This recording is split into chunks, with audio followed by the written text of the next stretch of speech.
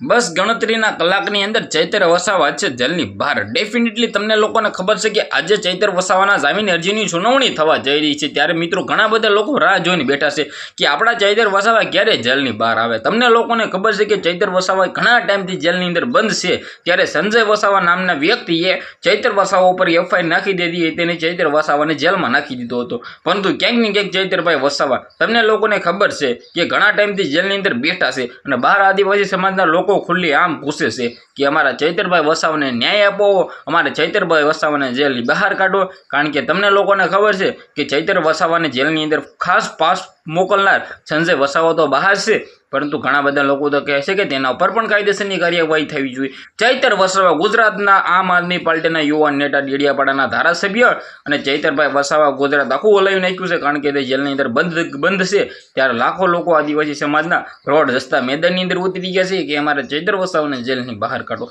ક્યાંક ને ક્યાંક તમને લોકોને ખબર છે કે આજે 13 ઓગસ્ટના ગુજરાત હાઈકોર્ટની અંદર સૌથી મોટો ફેસલો થવા જઈ રહ્યો છે।